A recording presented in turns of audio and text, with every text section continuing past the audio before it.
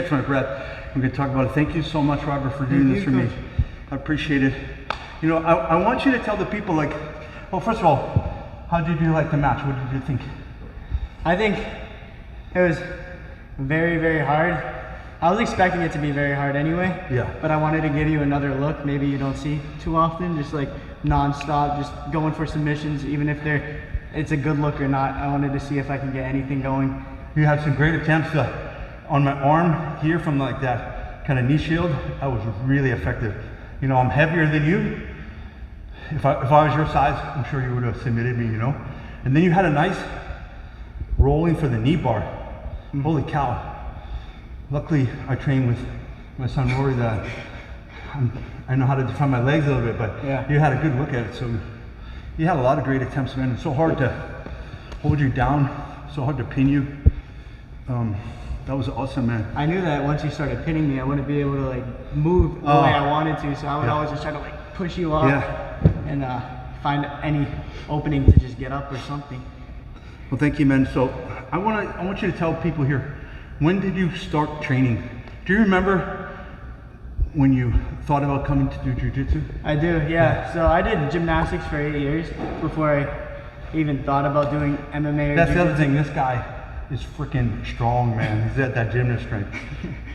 Yeah, so I was doing gymnastics for 8 years, and then I was home after I stopped doing gymnastics, after states or whatever, and then I was playing UFC 2 or 3 on my PS4, and I was having so much fun, and I just wanted to do MMA. That was like the only thing that I had on my mind, because I was getting so bored at the house. Gymnastics was like 5 days a week, 4 hours each day, and once you cut that out of your life, it's like, what do I do now? You're just super bored at the house. You just want to work out or do something. So me and my friend signed up for a trial class here at Connor's MMA, and I fell in love ever since. Started coming every day, just trying to work on my jiu-jitsu.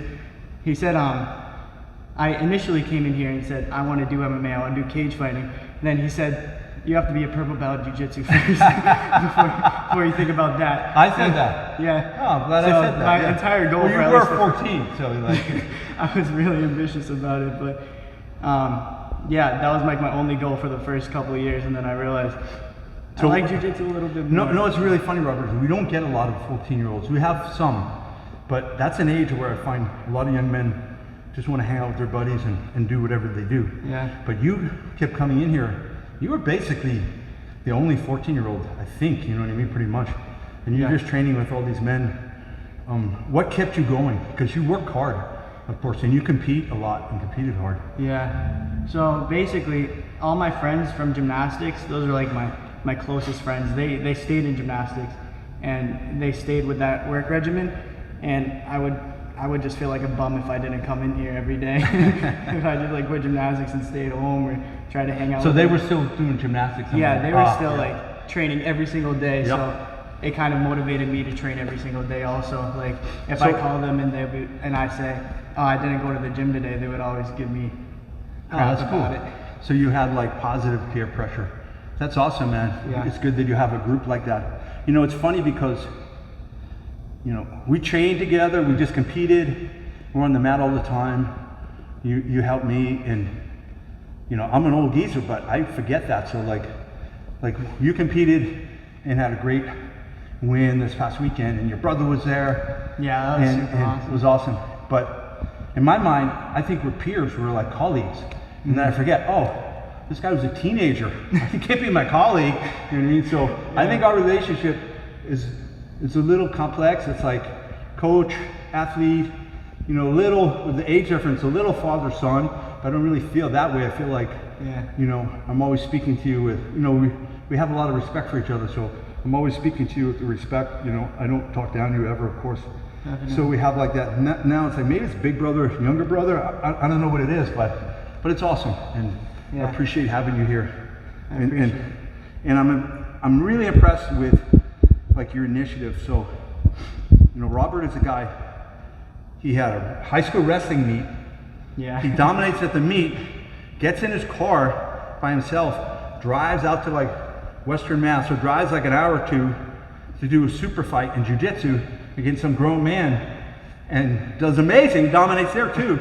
And I meet him out there and I'm coaching him, but there's not a lot of teenagers that have that sort of internal drive to do that. So, I mean, to me, that's so impressive. So like, you're going off to college now pretty soon, in a couple of weeks or end up, pretty soon, yeah. Pretty soon? Yeah, very soon. And you did a great job. You got into, is it Rochester Institute of Technology? Yep. That's awesome. I'm so happy for you. That's an amazing school. And I know you're going to have success just because you are self-driven, you have high standards for yourself, and you don't go along with the crowd. Like you can see, like Robert's a relatively quiet guy, but he's flashy in his attire, flashy in his style, and I respect that. You know, some people tell me, he would say, oh, I'm going to do a cartwheel before this match. I go, yeah, okay. And then guys come up to me, because I'm the opposite, they go, did you allow him to do a cartwheel? I'm like, dude, he's winning. I'll allow him to do anything. He can do 2 cartwheels and a backflip because it gets him in his mojo. I was telling you, there's an old movie, Butch Cassidy and the Sundance Kid. And the Sundance Kid is this amazing gunfighter, but he can't just stand there and shoot. He has to like do a shoulder roll and flip around, and then he's unstoppable. You have to be in the element. That's it. You got to get your mojo going. So, and you're just being you, which I have big respect for. It's awesome. So, I'm going to give you some unsolicited advice about college. Okay. So don't try to impress your instructors, just like you do here.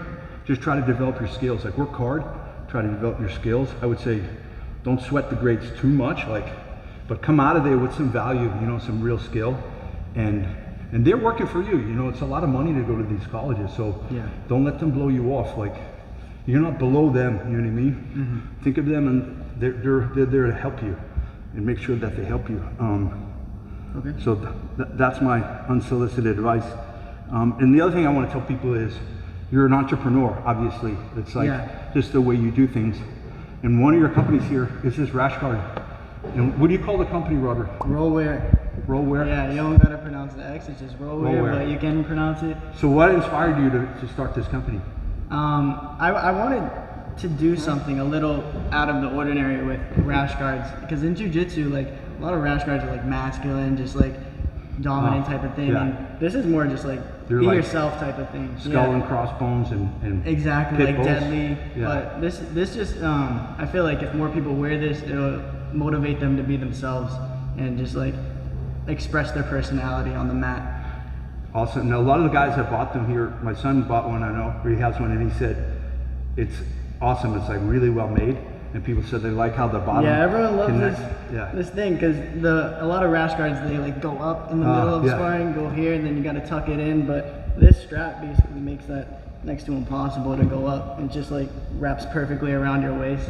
Awesome. So guys, we're going to put a link in the description. If you want to buy one of these rash guards, just click that link and you'll support Robert and support his education. That would be awesome. And one more thing, Robert, you didn't win the 200, but I'm going to give you 100 for being such a good sport and helping you with your education expenses. Thank you, buddy. That was so awesome. Thank you. Grandmaster Rory, what'd you see? What do you think of the match? I saw a really old guy laying on top of a poor young purple belt. Nice. How'd that make you feel?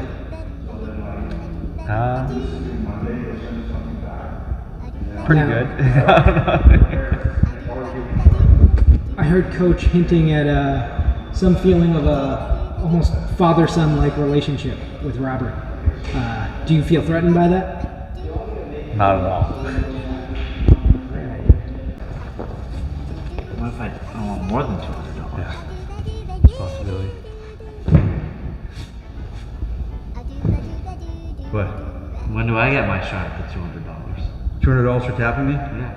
If I paid you $200 every time you tap me, yeah, my bank account would be dry. Yeah, you're out. No way.